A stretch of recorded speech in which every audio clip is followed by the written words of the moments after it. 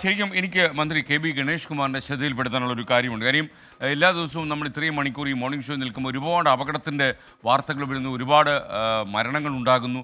നമ്മുടെ ആളുകളുടെയൊക്കെ ജീവൻ റോഡിൽ പൊലിഞ്ഞു പോകുന്ന ഒരു സാഹചര്യം ഇപ്പോഴുണ്ട്. വളരെ കടുത്തൊരു സാഹചര്യമാണ്. ഇത്രയധികം അപകടങ്ങൾ എൻ്റെ ഈ 40 കൊല്ലം മാധ്യമ ജീവിതത്തിൽ ഇത്രയധികം ഞാൻ വായിച്ചിട്ടില്ല.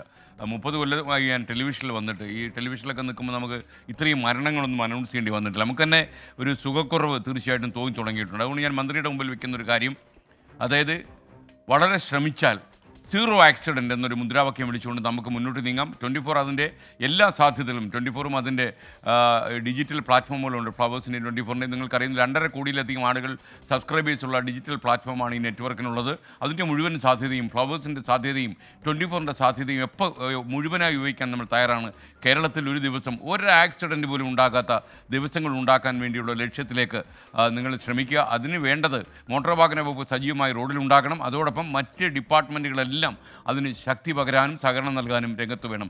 മുഖ്യമന്ത്രിയുമായി സംസാരിച്ച് കോർഡിനേറ്റ് ചെയ്ത് കേരളത്തിൽ സീറോ ആക്സിഡൻറ്റ് എന്ന് പറയുന്നൊരു മുദ്രാവാക്യത്തിൽ താങ്കൾ മുന്നോട്ട് പോവുകയാണെങ്കിൽ മുഴുവൻ താങ്കൾക്കും ശക്തി പകരാനും മാധ്യമത്തിൻ്റെ എല്ലാ സാധ്യതയും ഉപയോഗിക്കാനും ഞങ്ങൾ കൂടെ ഉണ്ടാകും. ഒന്ന് ശ്രമിച്ചു നോക്കുക. താങ്കളുടെ ഭരണകാലത്ത് ഒരു പക്ഷേ ഏറ്റവും നല്ല കാര്യം ചെയ്ത് ഇതായിരിക്കും, സീറോ ആക്സിഡൻറ്റ്.